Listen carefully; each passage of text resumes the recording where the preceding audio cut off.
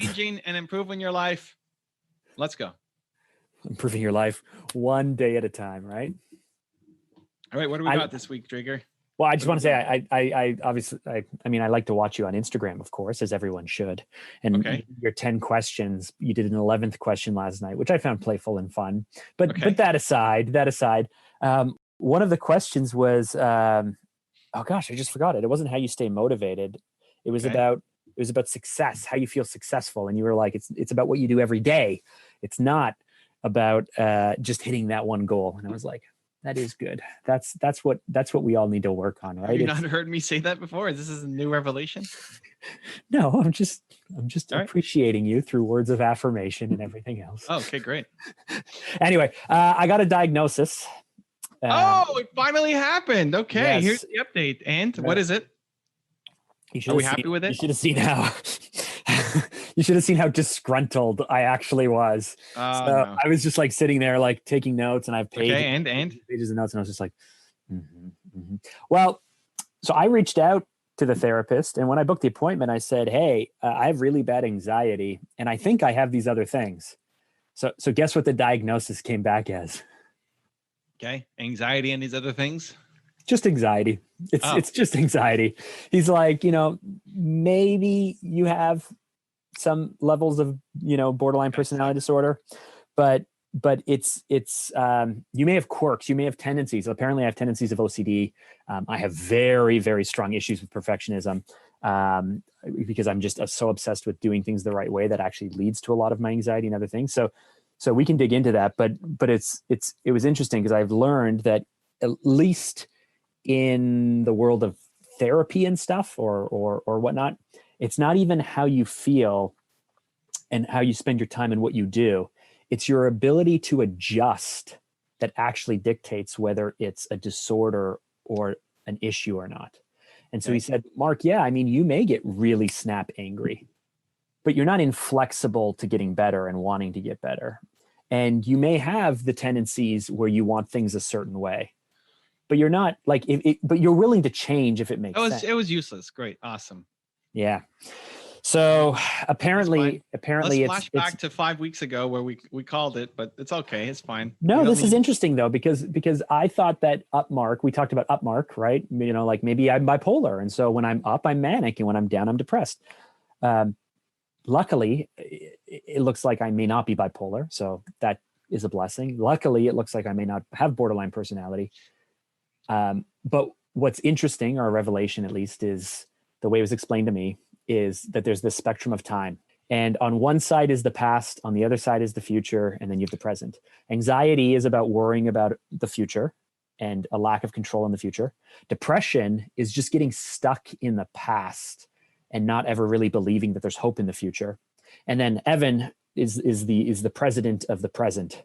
You live your life in the present, and that's amazing. So rather than me being up or down or all of these things, as it turns out, it might just be that when I'm up, that's actually just me being bold and not really letting the anxiety bother me. And so that might be the true version of me when I don't have a lot of anxiety. And the down isn't the opposite of being manic. It's actually the opposite of the anxiety, because when I do feel like I don't have control, or when I'm not doing things the right way, or I'm not good enough, or all of those things, it makes me worry. And when I worry a lot, it makes me want to take action. But when I think I can't fix it, that makes me really depressed. And so, not just anxiety. You don't think it's just anxiety? I mean, My anxiety is pretty bad, man. Like I've no. Listen, you definitely have anxiety, but you want to talk about a spectrum? Awesome. Yeah. BPD or bipolar, whatever, is also a spectrum, and you are definitely on it. Mark's holding up a Tim's coffee. Yeah, I realized I held up the French. It was a misdiagnosis from the wrong guy. Yeah.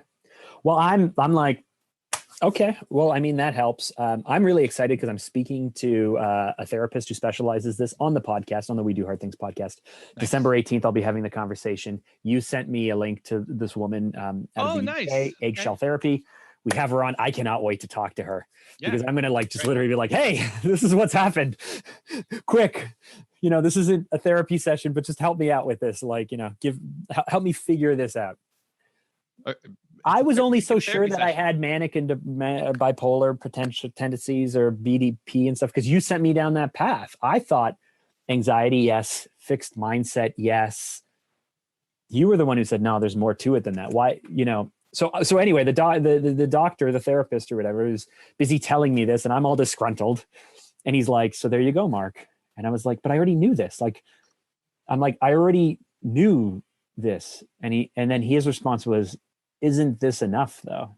Like, Oh my God. isn't it enough that you have really bad anxiety? And why don't we work on this? Why are you still looking for?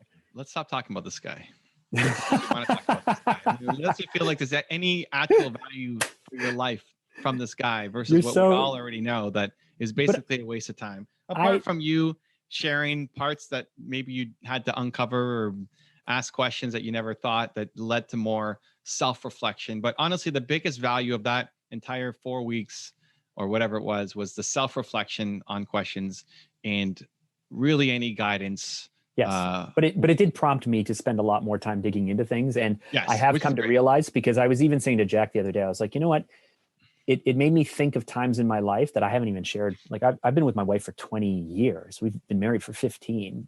Yeah. Like she knows me very well. And yet there's still things and stories and memories and moments that it just never came up. Yeah. And so one thing I did realize through this is like, okay, basically from the age of 6 and under, things were pretty normal. And then there was a real period of years where like, I didn't even like it was my life. So I've never looked back at it clinically, but it's like at the age of 7, at the age of 7, I was raised with my mom, my aunt, and my sister because my dad and my mom divorced when I was born. But at the age of 7, my aunt moved out. My stepfather moved in. My mom got remarried. That all happened in 6 months.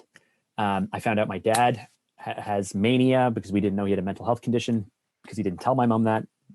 Anyway, they got married, and he has this. He also has all of these other issues. Wait, your dad or your stepdad? My stepdad. My stepdad. Right. He's also an alcoholic.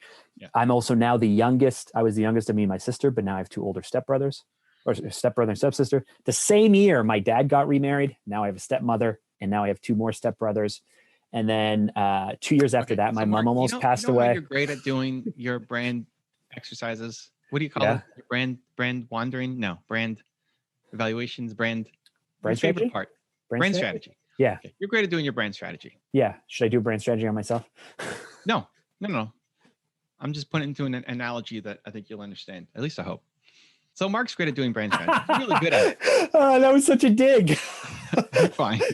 He's really good at it. You got to see him in action. I feel like that should be you. If you want to ever see Mark in his element, because I know, podcast listeners, watchers, Mark's more the I need help. That's the role he kind of plays on this show is I need help. And because otherwise you wouldn't talk about anything. It's fine. It's not, this is a side of Mark, but if you want to see Mark in his element, you got to watch him do brand strategy. Cause then you're like, oh my God, this guy's a genius. Maybe at some point we need to film Mark actually going through this with somebody, but bonus podcast episode. But if you were to type in to Google marketing, brand consultant, marketing consultant, you're going to get tons of people, right? There's lots of people who promise that they can help you with your brand, especially now. I'll help you build your personal brand. Like right. Everybody's a personal brand expert. You're suggesting that perhaps the person I'm speaking to is not necessarily at the level. Well, not just that. But so if you were to look up, and even in Toronto, even in the city we're both in, how many people could, with their websites and Instagram accounts, claim to be a personal branding expert and can guide you through and will happily take your money to guide you through their branding process. There is a big difference between Instagram expert personal branding and the Mark Jager experience. Just let the words wash over me. Oh, that feels good. Thank you, Evan. But in that process of dealing with, Instagram person, they're going to ask you a few questions, and some of those questions will actually be helpful. Some of those questions will actually be insightful, will cause some self-reflection, and could be valuable.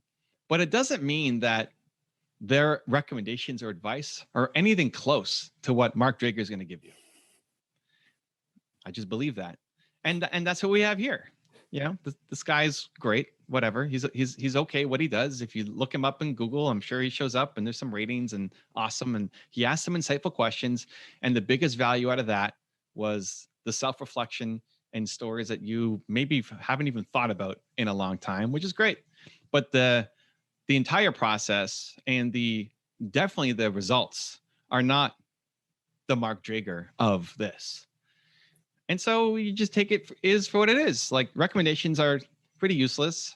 Overall, it was could have been condensed into one session instead of 4 or 5. Or And at now least it could have been done in the matter of 2 days. I mean, it was like, you know, we just need to find the Mark Drager of it. hours of Maybe it's this work. woman, or maybe it's somebody else. Yeah. But the best part was the questioning, that even a dummy will be able to ask you a couple of good questions that make you self-reflect. So that's what you got out of it. Great. Well, anyway, I wanted to update you because your certainty of things I usually trust, but sometimes it just conflicts with, guys, when you're friends with Evan, what you don't realize is you can turn to him and he will be 100% certain about something. But most of the time, what he's certain about is the exact opposite of what everyone else thinks and says. And so you have to decide, like, do you believe and trust this person who has been proven right in the past and yet has no experience or reason to really be so confident? Or do you listen to everyone else? Talk about a dig. That is absolutely not true. Keep going. Oh, come on, man. There are things that you are so, you know, you do the 80, if you're 80% certain, you're 100% certain. There are so many things. What's that? 85, but yes. 85. Okay. I shaved off 5%. That's a really important fine line of 5%. Anyway, that's fine. We don't have to talk about that. We can. I don't care. But when I'm confident, then I'm confident, and it very rarely proves wrong.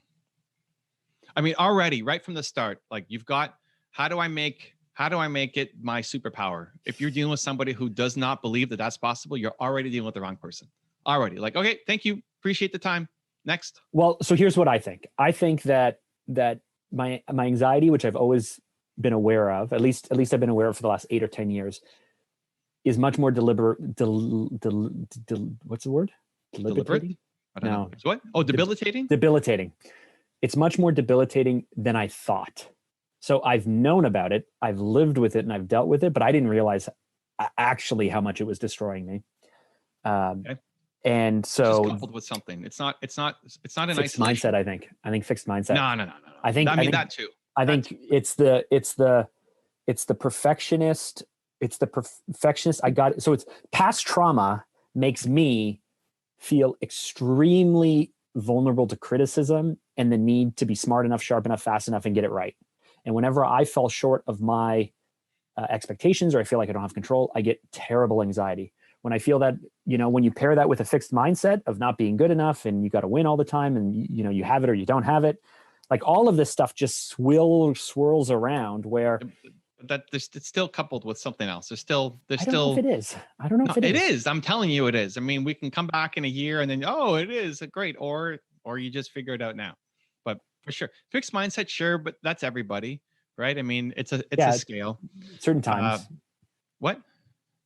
There are. I mean, even in her book, she says, listen, you can have people who live in growth mindset, but you say the right words in the right combination, you can shift them to fixed. You can take fixed people and shift them to growth. It's something we all have to work on. Yes, it's a good book. I agree. There's no one person who's like only fixed mindset.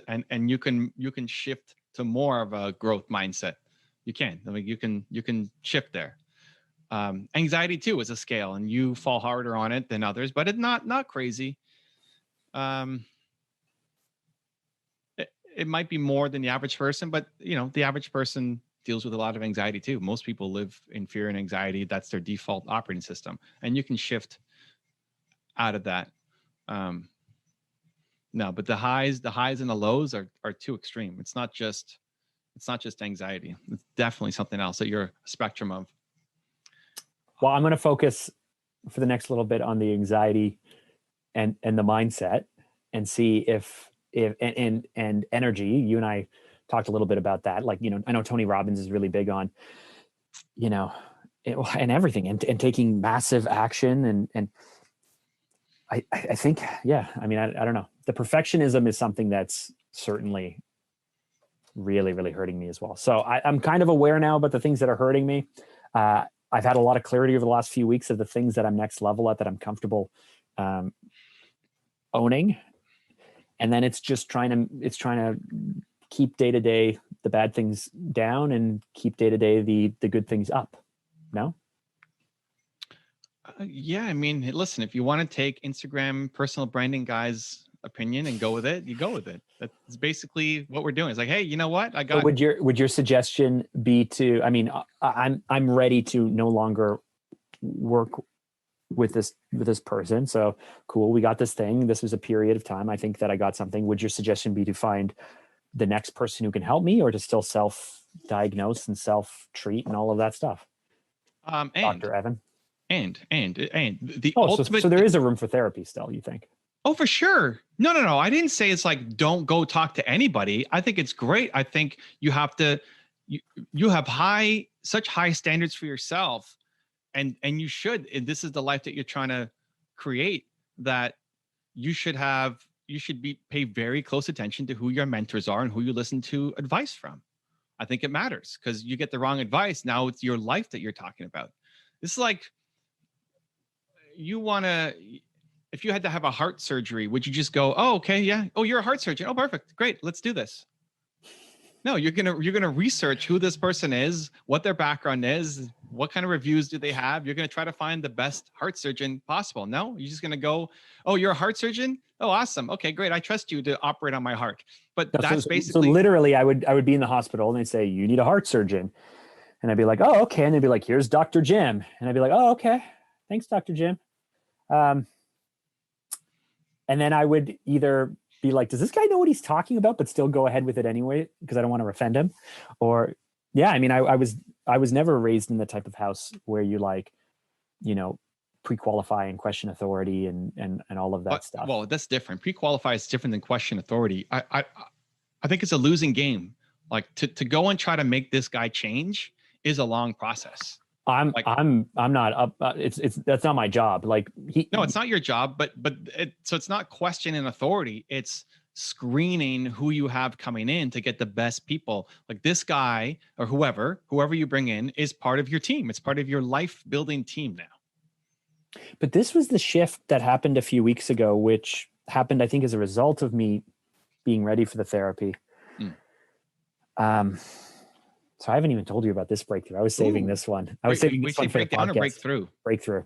Oh, nice. Okay.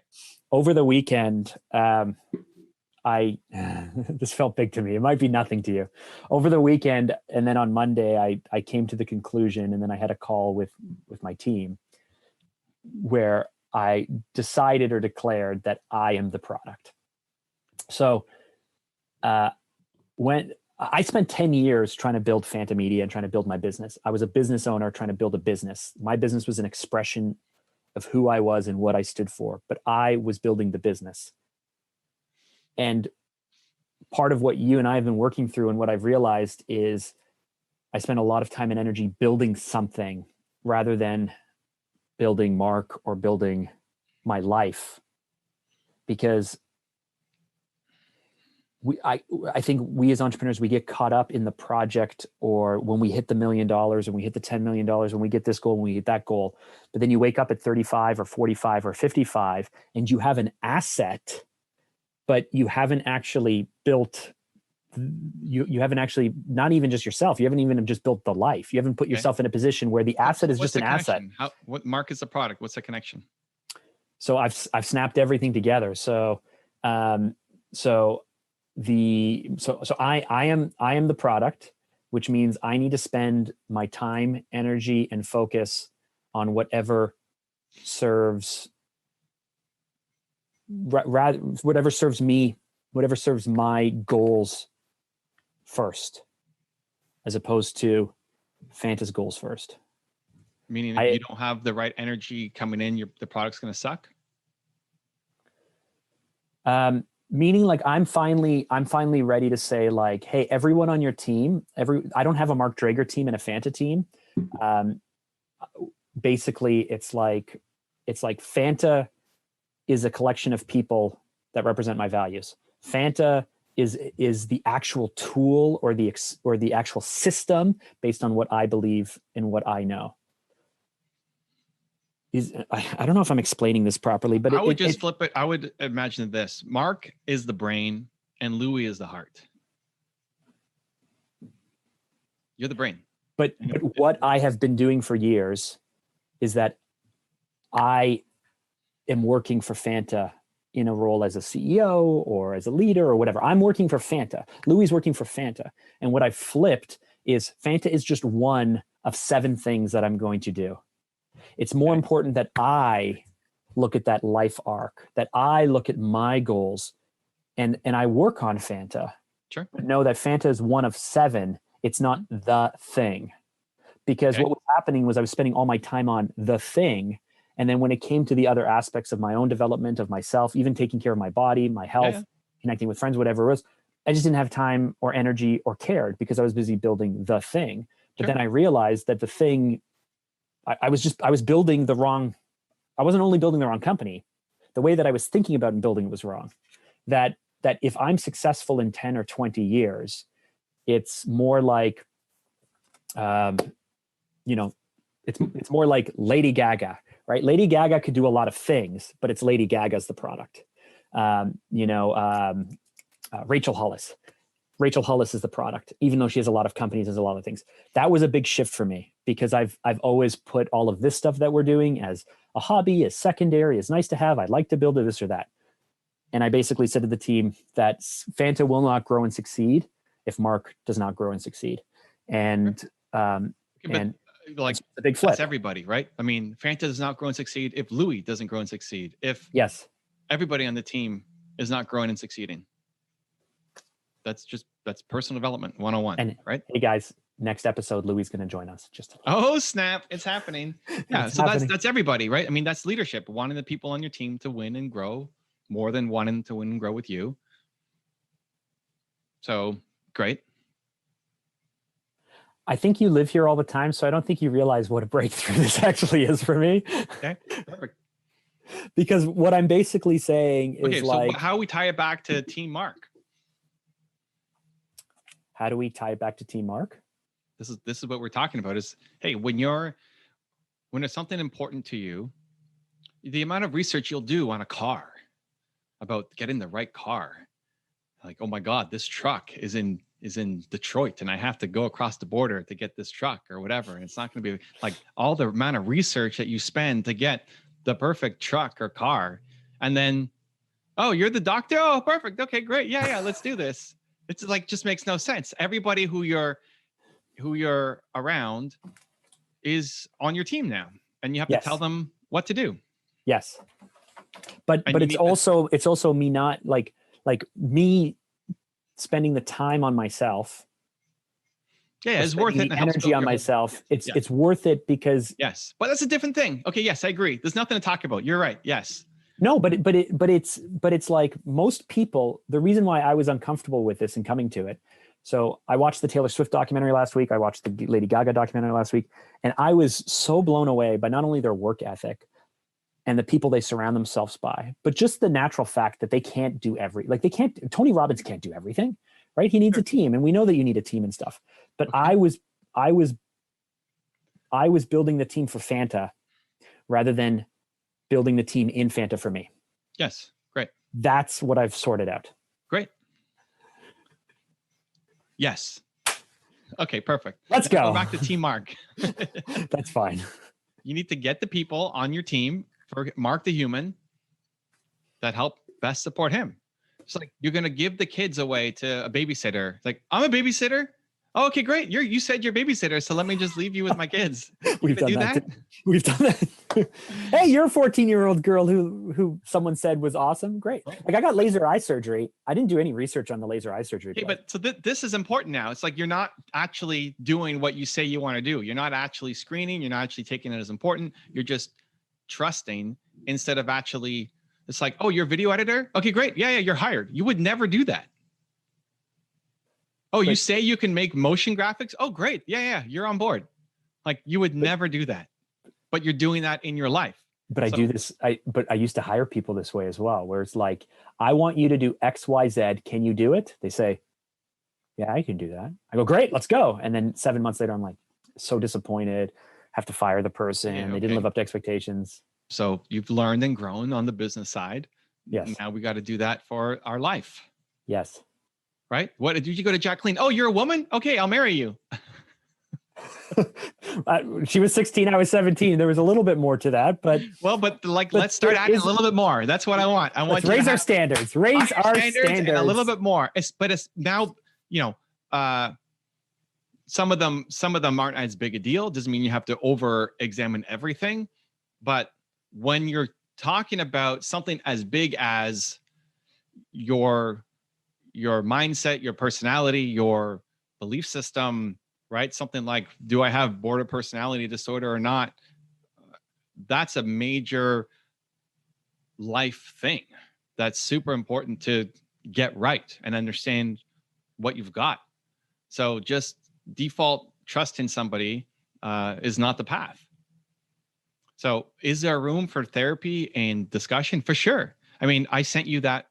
I think I suggested you have that woman on your podcast from that article I sent you. Yes. I think it's great to reach out to people who are experts in this, but the problem is you have to find the person who's, if you're going to trust their guidance, you have to have somebody who's going to give you empowering guidance, which just is not the case most of the time. It's, here's what you got. Okay, there's some coping mechanisms or there's some drugs you can take, but it's not actually empowering guidance to help you be the best you. It's just like, even saying it like that, it's like, what are you talking about? Doesn't make sense. It's not how people will default react. So great, that's not your mentor. If somebody says they're a life coach, awesome. You're just going to take advice from them because they're a life coach? No, you're going to screen them and see, like, does this person actually have a life that I respect and want a little piece of, right?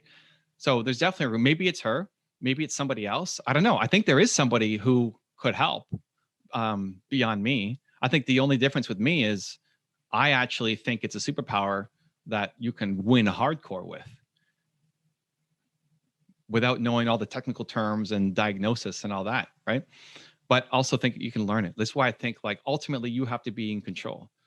You're building your own car, right? You're building your own car. So you're taking pieces from different people and saying, I like what this person said. It serves me well. This thing was useless, so I'm going to throw it away. So the self-awareness piece, like, if you're going to build your own car, you have to know what kind of car you want. So the journaling, the questions, whatever self-awareness helps, that leads you to better answers to build a better life for you. Because you're on a spectrum of everything. Everything is a spectrum. Just most of them, you might just fall in the average, but then some you're a little bit out. So there is no perfect off-the-shelf solution for you, right? You're breaking out of the box, figuring out what you want. So do it. There you go. So both, talk to people. There we go. But be very, very careful of who you talk to. And then also just, it's great. Like, you have to parse the exercise from the results. The only thing that was great about this guy was the questions he made you think about yourself. Yes. Everything else was a waste of time. Yes. Listening to his advice is actually detrimental. Accepting his diagnosis is a giant step backwards. A giant leap backwards, listening to the diagnosis. Your opinion is meaningless. Your opinion is garbaggio. Garbaggio. Because we knew that going in, right? So to get any kind of consolation or solace or saying designing a strategy based off of the opinion is not just a waste of time. It's actually harmful. It's going in the wrong direction. It's following the map backwards. But the self-analysis, the self-questions are great. Well, but except yes, all of that stuff's good. But what I do accept out of the diagnosis is like, oh, I have clinically on the spectrum, I have what they call moderate anxiety. Great. So it's not there. It's not mild. It's not so severe that I can't even leave the house. But I have moderate anxiety. So now I start to go like, okay, well, maybe I should take this more seriously than I have. Like, maybe I was thinking about this today. Like, maybe I should start cutting back on my coffee and my caffeine, because I know that it makes me anxious, but I love coffee so much, but maybe I should. Maybe I should become more comfortable being disagreeable. Like, Have you heard of the disagree? Like, have you heard of the agreeable or disagreeable scale? Disagreeableness. Yep. Yeah. And so I come across, like, a lot of people think that I'm a very disagreeable person because I'm willing to be like, I don't want to do that. No, thank you. You know, my son comes up to me, do you want to play? I go, no, thank you. And he goes, oh, really? I want you to learn to trust yourself more. I don't trust myself at all. But this is the problem, and then you end up going to people who don't know you, who are throwing their opinions at you, who are often wrong. And then that ends up leading you down a path that's not right for you. Like, this is an entirely self-awareness game. Well, so the last few weeks, you should know that anxiety is a problem for you. But the last few weeks, it started to feel like 2012 to me, or 2011, when I had confidence, when I knew what I wanted, when I knew what I was doing, when I was sure that it was the right thing to do. And that if I just do these things, I will be successful. I will hit my goals. Like, the last few weeks has felt that way. What I haven't been able to trust without the diagnosis is like, oh, is that mania? Is that not mania? Is it real? Is it not real? You went in saying, I think I have anxiety. I went in saying I have anxiety and I think I have borderline personality disorder. You went in going, I have anxiety with certainty. Yes. You left with him saying you have anxiety. Now, but this is the problem, because he gave you his rubber stamp of approval to say, yes, what you came in with is what you've got. Now you take it more seriously to say, oh, okay, I have anxiety. Even though you knew going in, you had anxiety. Yes. That's the problem. You knew it. So start to fix it. So start to get rid of coffee, test it, see if you feel better. Start to whatever it else is, right? Test it. Like, you already knew. A rubber stamp of somebody who doesn't know you. But Evan, this is black and white. Let's be black and white. I always know what I'm supposed to be doing. Okay, great. But I don't take action. But so, I mean, that's the problem to fix, more than getting somebody who doesn't know you to tell you what to do. That's the problem to fix. If you know what you need to be doing, you know you have anxiety. The fact that this guy says you have anxiety should not be the thing that's, oh crap, I have anxiety, so now I need to get rid of coffee. But that's the problem, because you're always going to be at the whim of what other people are saying, who don't know you, who don't have who aren't living inside your skin, who can't give you the actual right advice, because they're always tainted by how they. And it sounds like I'm throwing massive shade at this guy, which I kind of am. Yeah, that's okay. That's okay. I accept the shade. Which is total. It's more like total respect for you, that I think you can do this. That the fact that you already know this, I don't want you wasting 4 weeks of time going in circles. So just to get the same result. And now, because this guy said, now I'm going to make the change when you already knew. That's the problem. So let me ask you this real world scenario. So 3 days ago or 2 days ago, I had this realization in the afternoon. I write it down in my journal and I was like, oh man. So then I think about it and I'm like, I don't know what to do with this. And the next day I think about it some more. I don't know if I should take action on it or not. So then yesterday I texted you and I was like, hey man, it seemed really important. I'm like, this seems important enough. Evan, do you have 10 minutes to talk? Right. And you said at 10 o'clock last night, 10 o'clock last night, I got 10 minutes to talk. I was like, great. And then in the hour and a half leading up to 10 o'clock, 8:30 to 10, I'm like, wait, already 10 o'clock. Mark is not happy because he usually goes to bed at 6:30. So now he's like super tired. He's usually, like, usually in bed by 9:30, but I'm like, okay, you're staying up late for this. So that's cool. Evan gave me time. Of course it's important. But then as the hour and a half, I'm like, is it really that important? Is it really this big of a deal? Maybe it's not maybe I'm wasting Evan's time. Maybe I shouldn't do, but I thought about it 3 days ago. I haven't taken any action on what should I do? And so then I'm like thinking about it, and then I run it by you and it's not a big deal at all. Like, it's like, you're like, we already knew this, Mark. Like, it's not a big deal. And I share that to say, like, I can't help myself yet. Like, I haven't figured out a way yet. I'll be growth mindset yet. Yes. Growth mindset. I haven't figured out a way yet. You can't see the trees from the forest a lot of times. To work through my own thoughts and take action without running them by someone, without saying, hey, guys, I've put a ton of thought into this. This is what I believe. Does that make sense? If this is true, here are the 4 possible outcomes, I think. Does that make sense? Here's the one thing that I want to take. Does this make sense? Yes. Trees in the forest. But here's what I'm asking you. Knowing me, do you think that I can train myself to run through this process and trust my Yes. own answers? Or do you think I should surround myself with people who accept No. this and are willing to play the game and will give me better insight? Ray No. Dalio style, like argue with me, Ray Dalio principles.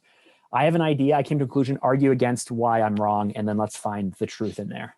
Well, okay. There's a difference between most of your questions that are around this are self-awareness questions. What? Okay. It's a self-awareness question. That question last night was a self-awareness question.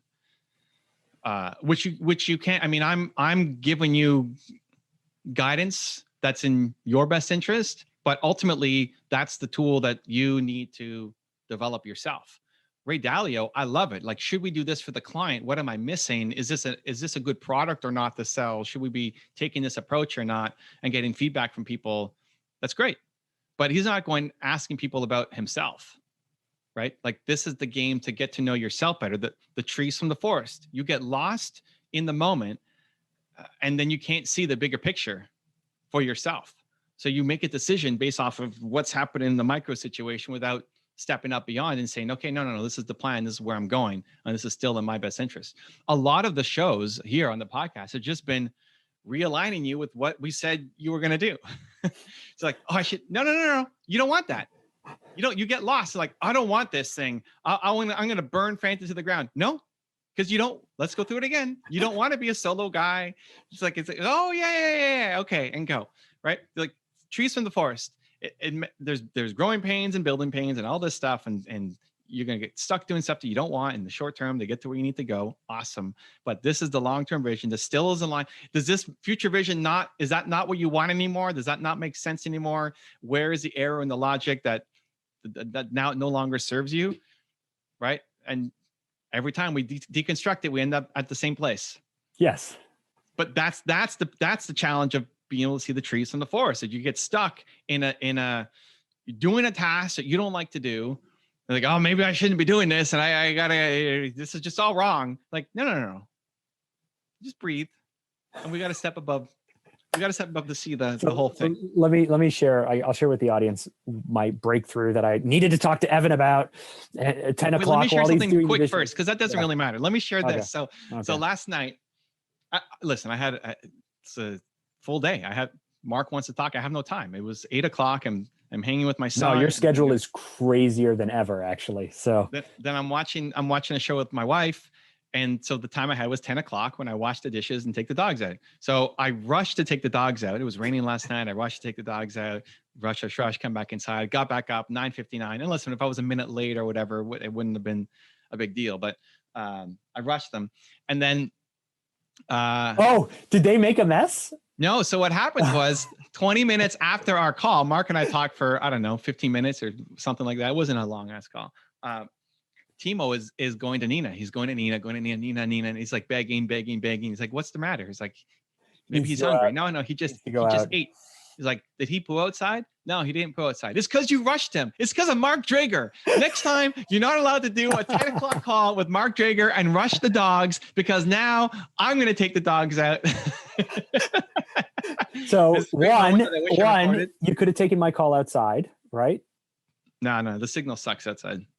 You could have called me on the telephone. True. Yeah. And then two, you told me you were like, I need to see the reaction. I need to see you being homeless in your hat and in here with all the lights off. Listen, my advice is better when I can see person. I need to see people. I'm a visual guy. I will keep that in mind. Anyway, that was a good story. And then you to tell me that you rushed it, and that if the dogs made a mess on the floor, that you would make me come over and clean it up in a hazmat suit, right? Right. So yeah. So you should have taken the dogs out. Anyway, Nina took them out. Anyway, so it was fun. Good times. But yes, trees. That's the game. Like, I don't think the answer is surround yourself. It's helpful, right? So I mean, I guess kudos to you for reaching out and say, this is important. Can you talk? Because usually Mark doesn't do that. So I didn't know what he wanted to talk about, but sure, we'll make some time to make it happen. And whatever, if I had to be up at midnight talking to him, we would have done it.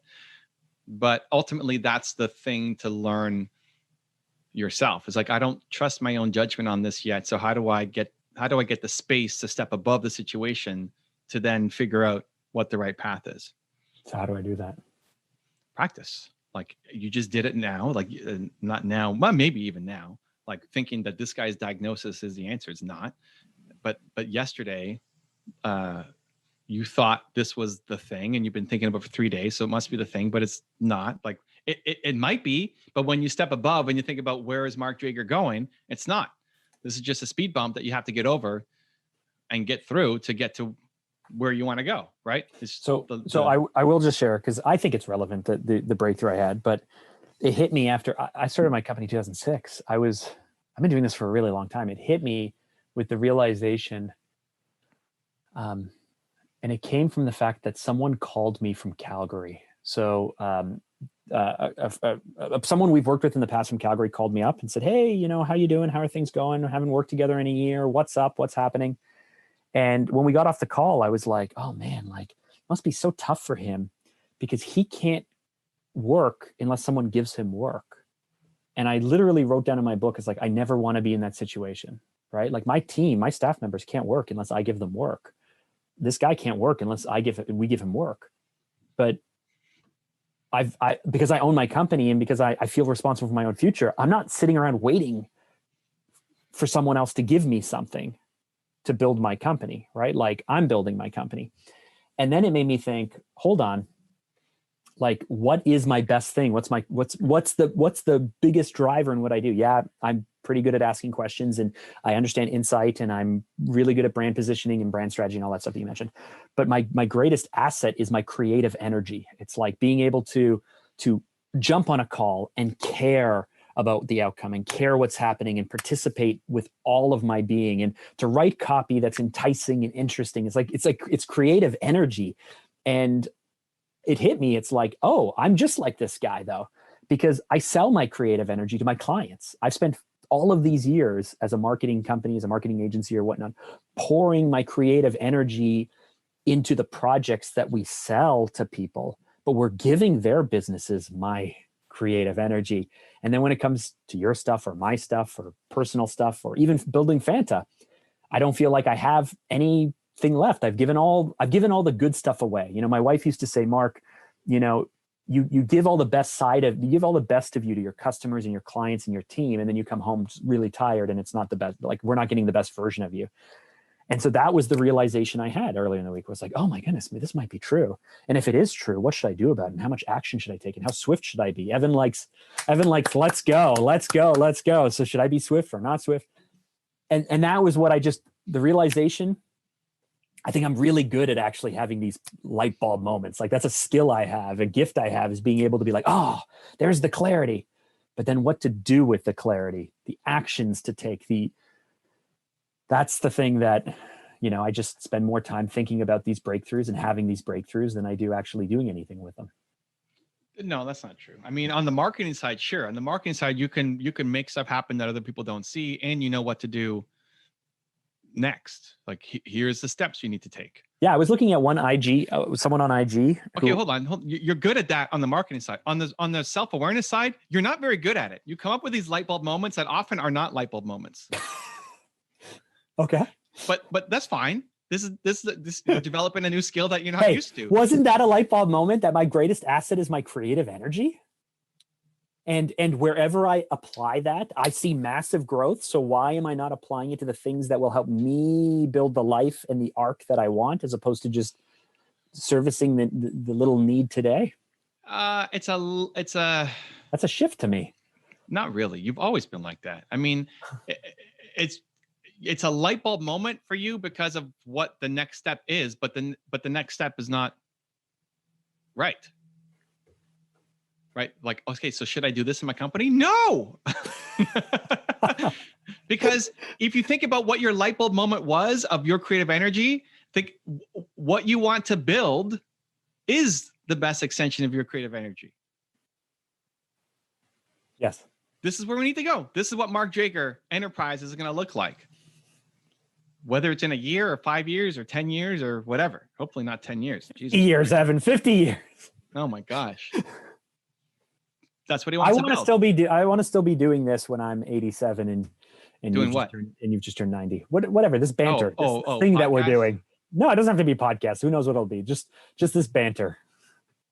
It's great that they're coming to you, because before they weren't coming to you. So great. So now you're you're listening, you're paying attention, you're writing, you're journaling, you're thinking. Awesome. And with proper perspective, you'll make better calls. So I don't think you're very good at it on the personal side yet, but you're getting better. On the marketing side, you're a genius at it. And on other stuff, you would suck at it, just like I would, right? I mean, suck at most things. So there you go. I'm happy with that answer. And final answer. Done. Final answer. Final answer. Yeah. So the creative energy for sure. But just like I told you last night, the problem isn't that you've used all your creative energy. The problem is that you used all your, not even creative energy, you just used your energy. Like you're not, the problem is you're not being creative. You're giving, if you're, if Jacqueline's complaining that you don't have, we don't get the best of you, it's because you're so drained from giving your best to other people, but for people who you don't actually want to, like, it's actually sapping you. They're sucking your life force dry. So that's why you got nothing. But if you spent your day working with awesome people, working on amazing projects, you come home and be jazzed. Like, oh my God, what a day. This is crazy. I met all these great people, right? Not dead tired, not wanting to talk, and just need to recover. So it's more about the challenge isn't that you are giving your best creative energy to things. The problem is you're probably not giving enough creative energy to things. You're not spending time with the right people. You're doing the wrong work. You're hand holding, and then you don't want to come home and. So how could I feel like I've spent the last few years unwinding things to try and unwind a bunch of mistakes I've made or the way that I've thought or whatever.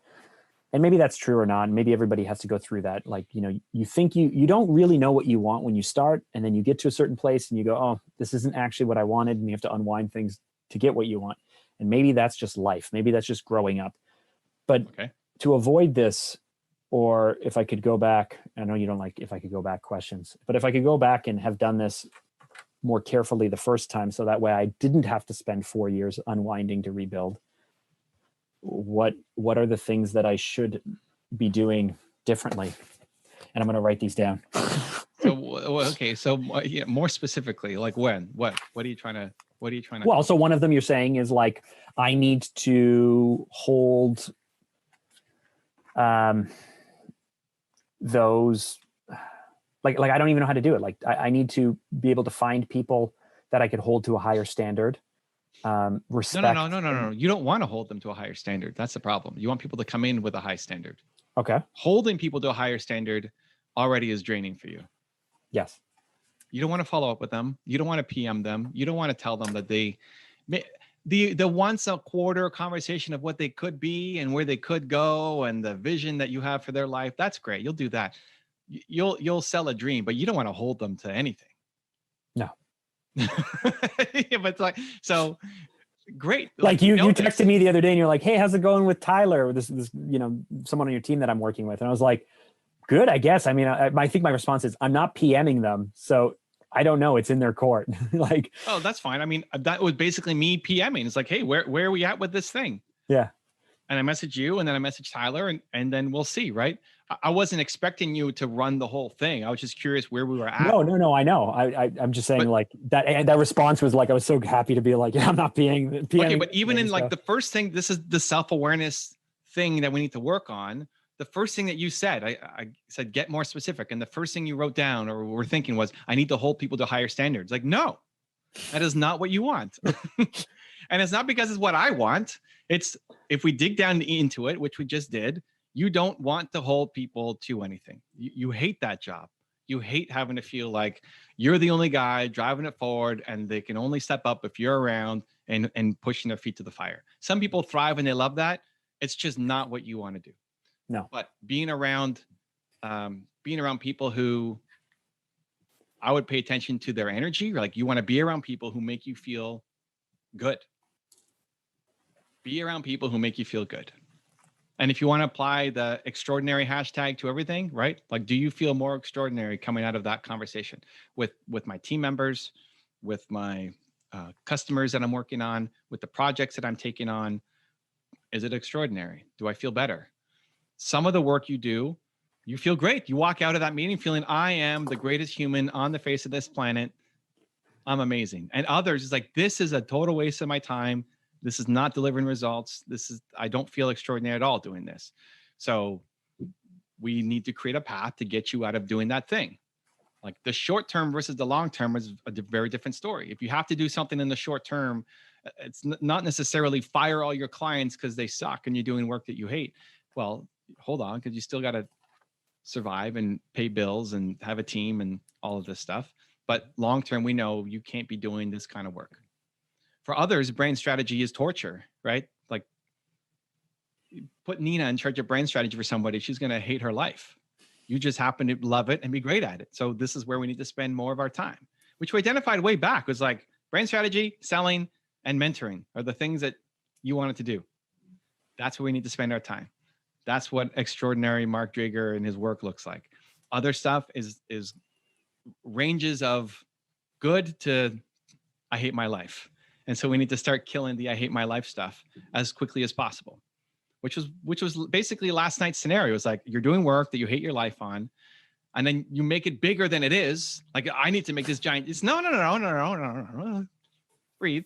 Perspective, right? We just need because that's something else that I know in myself that I maybe a good thing or maybe a bad thing, but I always, whenever something goes wrong, I always look for the root cause of it to try and see if what went wrong was an outcome of other things or whether it was a symptom of other things or whether it's actually the thing that we need to fix. And so I typically run that scenario through my head real quick. And then I determine that this is, like a symptom of another problem or something else. And I want to fix that root cause or that root problem. And so of course it's important. And I make it something bigger than it needs to be because I want it fixed, because let's circle all the way back to the anxiety and stuff. Like I want things the right way. I want to do them the right way. I want to make sure they're done the right way. I want to know that no one can come back to us with any criticism. I want to know that we're above reproach, that like everything is like done the right way. And when it falls short of those things, what's that? Above reproach. I like it. Yes. When it falls short of those things, it makes me scared. It makes me uncomfortable. It makes me not feel good about myself. It makes me question if we've worked this hard and we couldn't do it, what's the point? Or like, it just slides everything, the other way. So, okay. So look at the tasks I do, look at the people and the way that they make me feel. And, I think the lens of extraordinary is a really good one for me to continue to use. Obviously it's my one word. But extraordinary people, extraordinary clients, extraordinary work. Do I make an effort to be comfortable just being more disagreeable without like someone asks me for something and I don't want to do it and I'm just politely saying, no, thank you, I'm not going to do that. Like rather than, or like people who are like, hey, do you want to get together? And I can just be like, no, thank you. And then just leave it there, like just to help reset some of the current situation I find myself in. Maybe, it's like, that's case by case. Like this becomes like, I ask you and Nina, hey, do you guys want to come to our Christmas party? This is last year. You want to come to our Christmas party? Having a karaoke party on Friday night. It'll be fun. You're like, yeah, no, thank you. We don't want to do that. Like, I think Nina's, did I not explain? It's like, hey, we don't like karaoke. We don't like hanging out with people.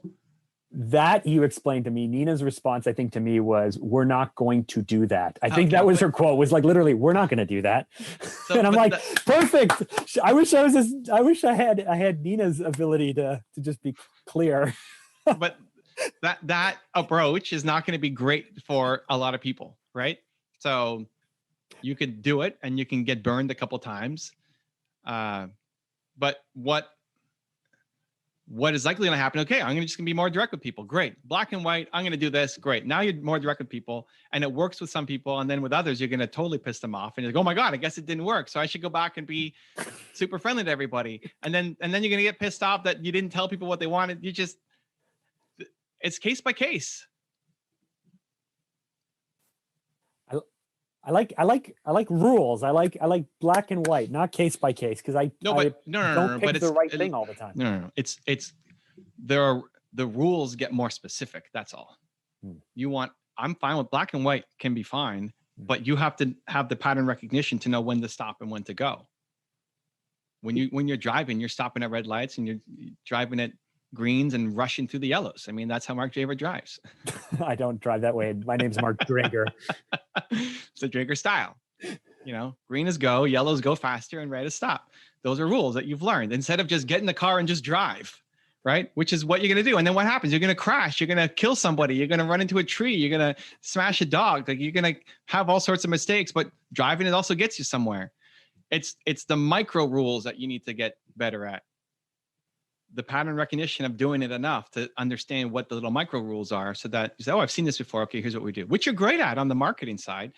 You came and gave us a set of rules. Okay, here are 5 things that we have to go through. And depending on how we answered them, you take people down a different decision tree, right? Like, oh, you don't like solid lines? Okay, great. Gone. I'm never going to show you solid lines again, or whatever, right? And you work your way down. What are the emotions or colors that you like? Oh, you hate green? Great. I'm never going to show you green ever again.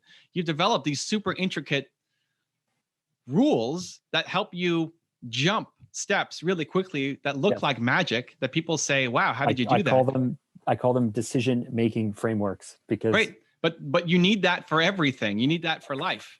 I developed one the other day that I was really proud of. Look at this, the path to the prospect. You can't see handwritten notes. It's fine. That's what you need to do for life. So for the decision-making framework for when to be super direct to somebody and when not to be. Mm-hmm. If you're talking to me, and you're telling me some giant story and giving me tons of context, like, oh my God, Drager, what do you want? Like, how can I help? What's the punchline? Get to the point, right? Because I just want to help. I don't want to listen to the context most of the time. But somebody else might need more. They might need that more. They might need more context or more understanding or more background or more caring or more understanding, right? But it's not just this. You're looking at it from the outside to say, wow, this is just magical. People are just naturally good at this and I suck at it. I'm never going to get better. You just haven't taken the time to build the framework to understand the different rules of when to go and when to stop.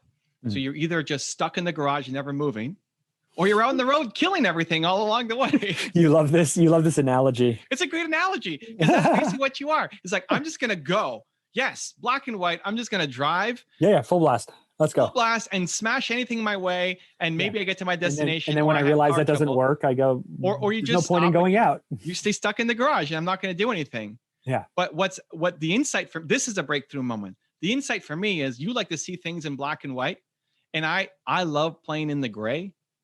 But if you go more micro, it's just a bunch of black and whites. And you just have to learn what that framework is. You don't have to play in the gray. I don't like playing in the black and white. It's just everything seems.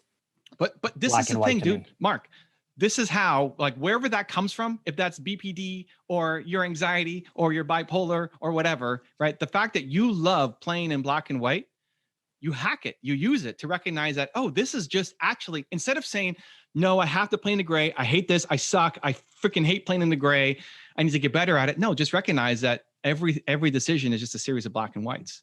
And you're great at black and white. You just have to figure out which ones are black and which one are white. That's a light bulb breakthrough moment. Write that down. Life is a series of black and whites. I'm going to write that down. Decision frameworks for everything. Yes, I wrote that down. Decision-making frameworks for life. I wrote that down for life. For life, for everything. Yes, that is great.